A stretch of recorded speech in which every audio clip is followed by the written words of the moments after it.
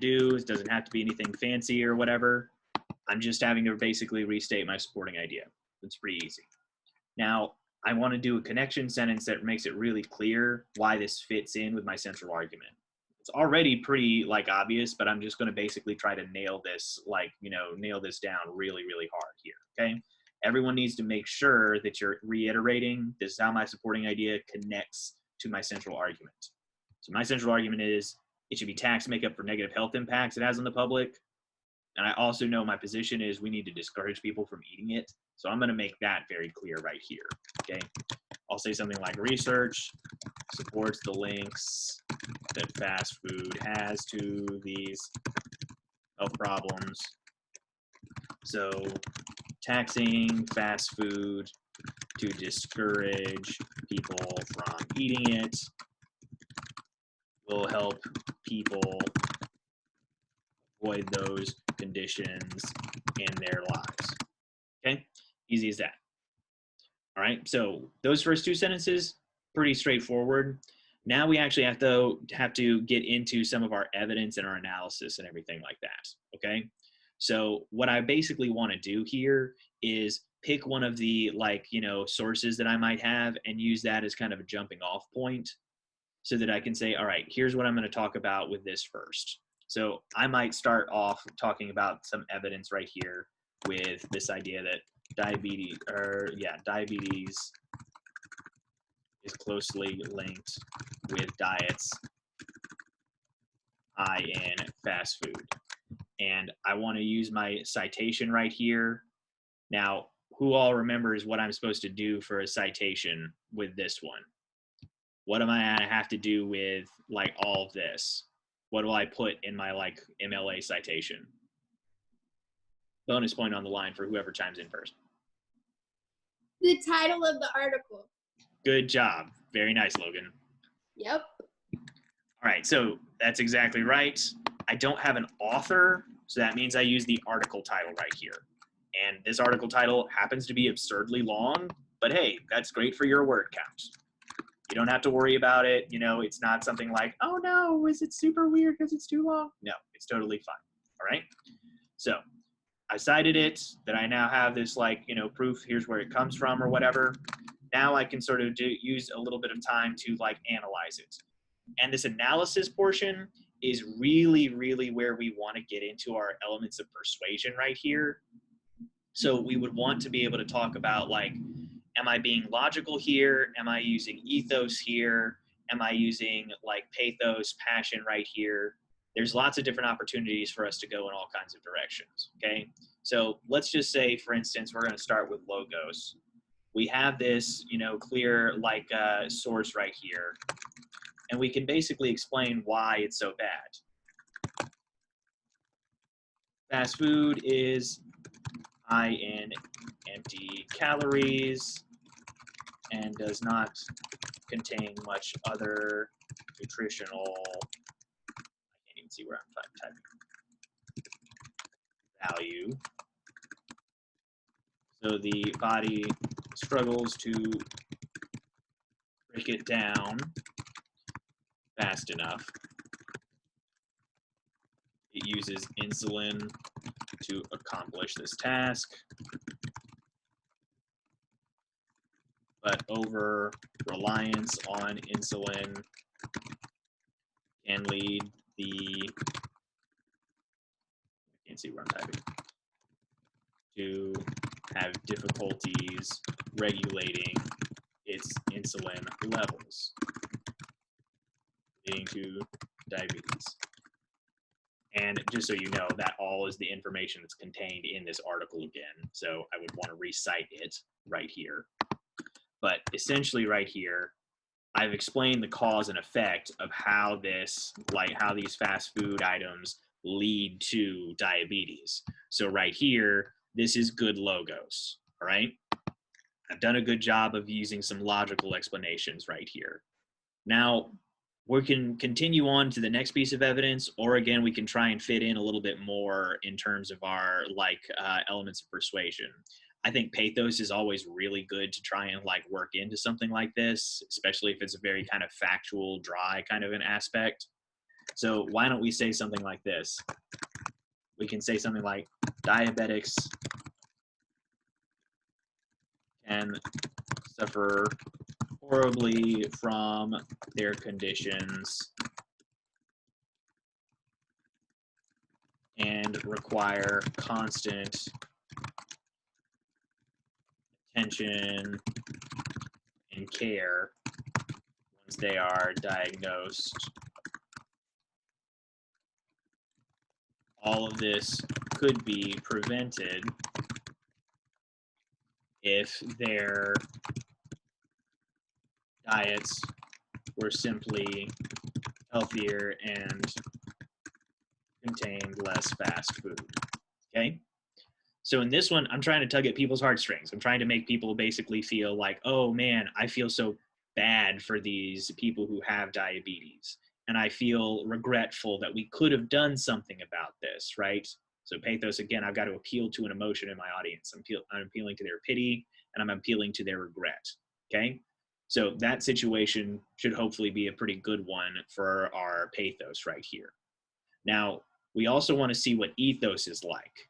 And that one is easiest to show off in a paper like this by relying on like very prestigious kind of sources, places, authors who are experts and everything like that. This source that I'm using right here, it's from a reputable website, but I just don't know who published it. You know, I don't know the guy who actually did it. He didn't put his name on it. So instead, I have another source that I could look at right here that is from a kind of like reputable like medical journal. So if you ever find one that's a journal article like this, American Journal of Lifestyle Medicine or whatever, that one is usually from an actual like scientist who's really researched this stuff. So I could talk about this one right here.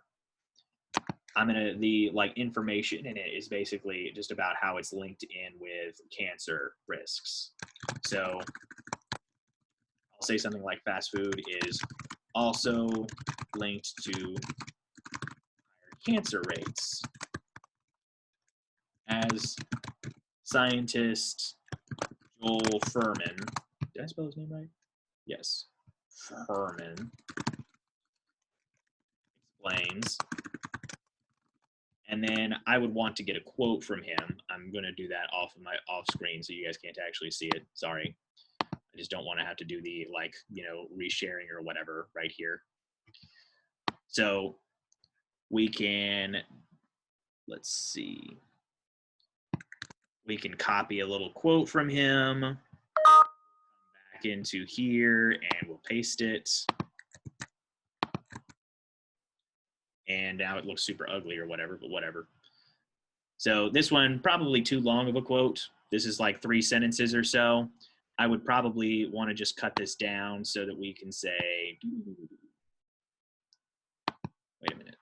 No, that's why I just double did this. So there we go.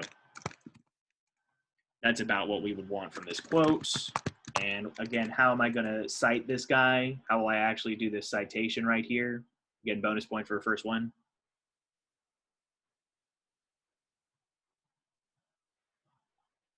No one?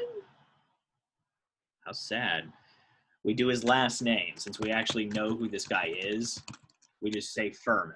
And there's no pages on this one, so we're just going to say Furman right here. Okay? So we've got ourselves a nice little situation with this quote. We also have appealed again to authority because we're explaining he's a scientist, he's a nutritionist, he knows what he's doing. We would still need to analyze this quote a little bit right here. So we can add in perhaps a little bit more pathos.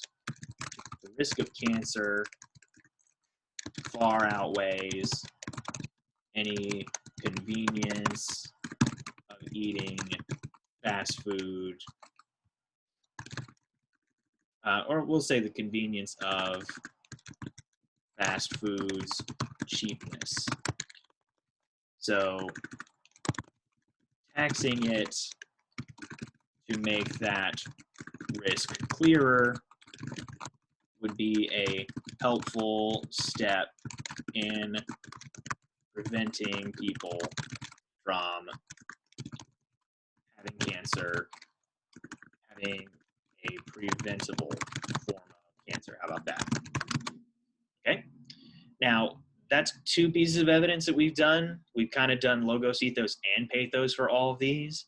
So now what we can basically do is just use a concluding sentence, okay? If we just drop ourselves a nice little like repetition of like our connection sentence, we're just going to state again is how this supporting idea is relevant to our main idea, then we'll be good to go, okay? So we can basically, again, just say something like,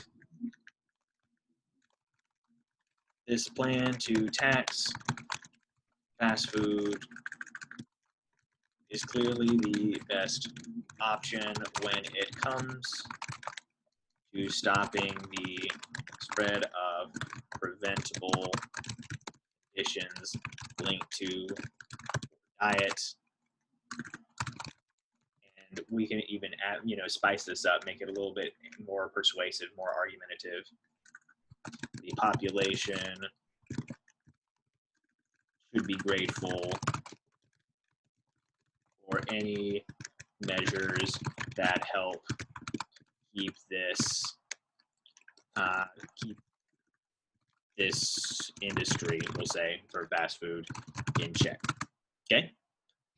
So we've got ourselves a body paragraph there. Now, basically, all you would have to do is lather, rinse, and repeat, 2 more times. Everyone has their supporting ideas, their 3 supporting ideas. And if I've had to speak with any of you guys about it, then a lot of you guys were revising yours and everything. I do encourage you to go back in and look especially at those. If I have tried to contact you about your supporting ideas and you haven't heard from me, you haven't actually gotten to revise yours yet, or, whatever, you should not go forward on what you're doing yet, because you might be researching the wrong things. You might be doing the wrong body paragraph type writing. You might be in completely the wrong direction. Go back and look at any of my comments and any of the things that I've said to you and any of the times I've tried to contact you or whatever, and try to get yourself all fixed up, okay? So that basically concludes with this lesson right here. So basically, do you guys have any questions? If you guys have a particular issue with your own work or whatever, or if you have a question about this lesson that I've done right here, go ahead, fire away. Someone blew their nose. Yeah, we feeling good? All right. In that case, you guys can sign off unless you want to stick around and again ask for a very specific question or whatever. And likewise too, if you guys have, if you want to review this lesson, I am recording it and I will post it up on the pages for Wednesday. So you'll be able to come back and look at this again. Okay. All right.